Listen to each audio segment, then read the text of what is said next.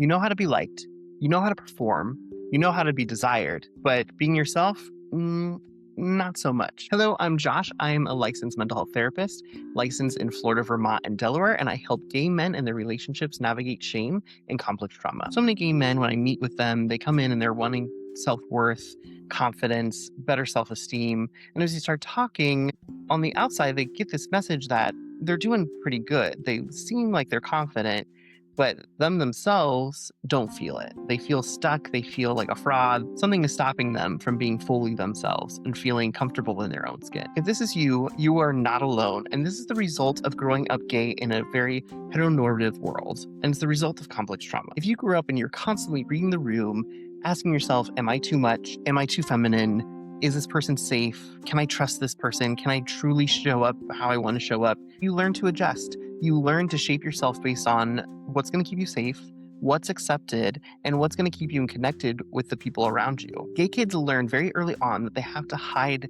their individuality in order to remain connected to their loved ones. And this creates a really good version of you that is good at surviving, but it keeps you away from connecting from yourself. This creates a version of you that's really good at surviving and performing, but it keeps you disconnected from yourself. And this disconnection from ourself is really what's at the root of not feeling confident, not having a sense of identity, and not feeling a sense of worth. So you learn to be likable, you learned how to be helpful, you learned how to be the best at whatever you learn to be best at. To be clear, there's nothing inherently wrong with those things.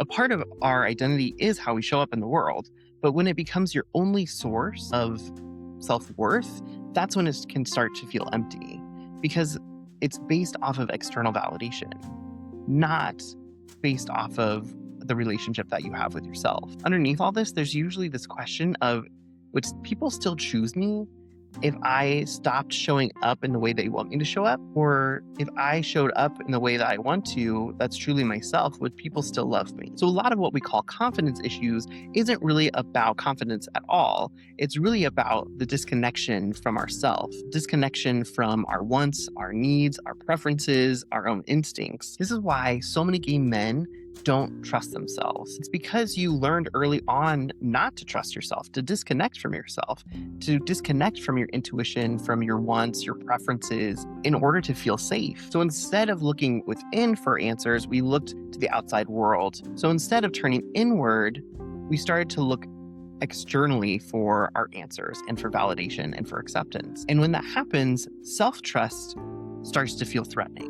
And we start distancing ourselves from ourselves. And then when you come out, you enter into gay culture, and there's often this unspoken expectation to be attractive, to be confident, to be successful. And we learn not to let people in and to let people see you struggle. So if you grew up feeling not enough, it makes perfect sense to kind of do the flip side of it and try to feel perfect or become perfect. And then the myth is that I'll finally feel worthy. The truth is sometimes that works and sometimes it doesn't. But ultimately, it makes you feel exhausted and lonely because you're only seen when you're at your best. And that's really hard to live up to. And underneath all this, there's usually a lot of internalized shame, shame that surrounds our identity and our masculinity, our femininity, and where we lie in between. So a lot of gay men aren't just navigating identity, they're navigating permission to be masculine, permission to be feminine, and to explore. So if you grew up and you were told that you were too feminine, you sound too girly, parts of yourself were being shamed. And you just don't outgrow that. So what happens is that we usually either overcompensate or we start shaming ourselves, make ourselves small in order to fit in. This leaves us feeling lost, like you don't know fully who you are. This isn't because of something's wrong with you. This is the surfacing pain of our old survival strategies that once worked. These were the adaptations that we learned to survive our environment and to keep us in connection. But as we become an adult, they become painful. So sometimes what I see is that people will start judging themselves, shaming themselves, putting a lot of pressure on themselves to become someone new. And that's not what healing's about. It's not about trying to be more perfect or being put together. It's really about slowly and safely reconnecting with yourself. What most gay men actually long for is to feel safe, confident, and at home in their own skin. And this doesn't mean that you are going to be egotistical or you're going to be loving yourself all the time.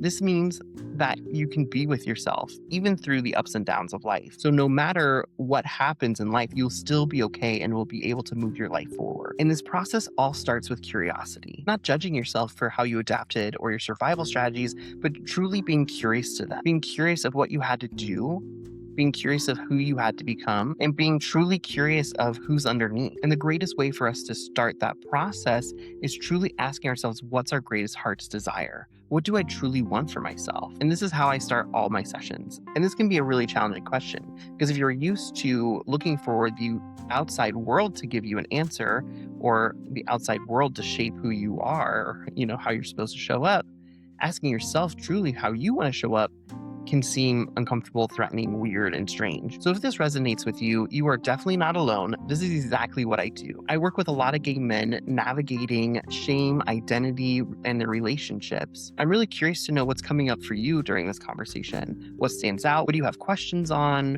What's kind of stirring within you? I'd love to know. Please comment below. And I'd really appreciate it if you could subscribe to my channel for more conversations like this.